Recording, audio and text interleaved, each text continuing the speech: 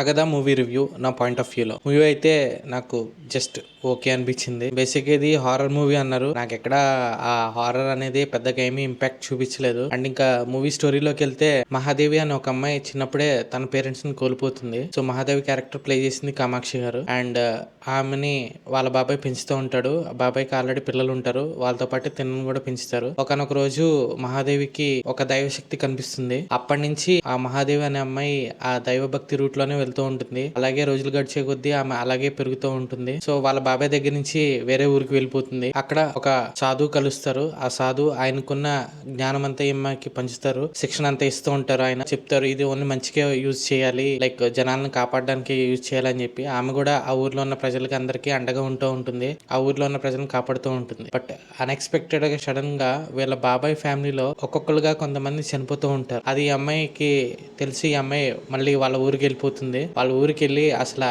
ఏమైంది, ఎందుకు ఇలా చనిపోతున్నారు అని చెప్పి చూస్తూ ఉంటుంది. అప్పుడు ఫైనల్ గా అర్థమైంది ఏంటంటే అగదా అనే ఒక దుష్ట శక్తి వాళ్ళ ఫ్యామిలీని టార్గెట్ చేసి ఒక్కొక్కరుగా చంపుతుంది అని చెప్పి అర్థమవుతుంది. అసలు ఆ అగదా ఎవరు, సో ఈ మహాదేవి అగదాని ఎలా ఢీకొంది, ఫైనల్ గా ఎవరు నెగ్గారు, అసలు అగదా వీళ్ళ ఫ్యామిలీని ఎందుకు టార్గెట్ చేయాల్సి వచ్చింది, మరి ఫైనల్ గా మహాదేవి వాళ్ళ కుటుంబాన్ని అగదా నుంచి కాపాడిందా లేదా, ఆ అగదాకి ఏమైంది చివరాఖరిగా, ఇవన్నీ తెలుసుకోవాలనుకుంటే మీరు ఖచ్చితంగా మూవీ అయితే చూడాల్సిందే. అండ్ ఇంకా యాక్టర్స్ పెర్ఫార్మెన్స్ కి వస్తే మెయిన్ గా చెప్పుకోవాల్సింది కామాక్షి గారి పెర్ఫార్మెన్స్ చాలా బాగుంది మూవీలో. సో ఆ క్యారెక్టర్ కి తగ్గ ఎగ్జాక్ట్ గా బాగా పెర్ఫార్మ్ చేశారని చెప్పుకోవచ్చు. అండ్ ఇంకా రిమైనింగ్ క్యారెక్టర్స్ ఉన్నాయి.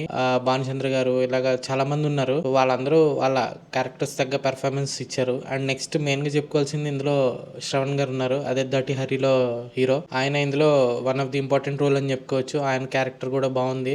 డిఫరెంట్ షేడ్స్ ఉంటాయి ఆయన క్యారెక్టర్ లో. ఆయన పెర్ఫార్మెన్స్ బాగానే ఇచ్చారు. అండ్ ఇంకా నెక్స్ట్ మ్యూజిక్ విషయానికి వస్తే రాకేష్ గారు బ్యాక్గ్రౌండ్ మ్యూజిక్ బాగుంది. బ్యాక్గ్రౌండ్ లో వచ్చే సాంగ్స్ కూడా బాగానే ఉన్నాయి. అండ్ నెక్స్ట్ ప్రొడక్షన్ వాల్యూస్ అవి జస్ట్ ఓకే బాగానే ఉంటాయి. మెయిన్ గా నెక్స్ట్ చెప్పుకోవాల్సింది ఏంటంటే డైరెక్టర్ ఎంఎస్ రాజు గారు. ఈయన చాలా మూవీస్ ని ప్రొడ్యూస్ చేశారు. ఈయన ఈ మూవీని డైరెక్ట్ చేశారు. సో డైరెక్షన్ పరంగా చెప్పాలంటే ఆయన అంత పెద్దగా ఏమి ఇంపాక్ట్ చూపించలేదని చెప్పుకోవాలి. Direction okay just. అండ్ ఇంకా నా పాయింట్ ఆఫ్ వ్యూ లో ఈ మూవీకి నేను ఇచ్చే రేటింగ్ స్మాల్ పాప్కార్న్. పారామీటర్స్ పైన చూడొచ్చు. అండ్ మరిన్ని మూవీ రివ్యూస్ తో మళ్ళీ ముందుకు వస్తాను. Until then take care, see you soon, bye. Thank you so much.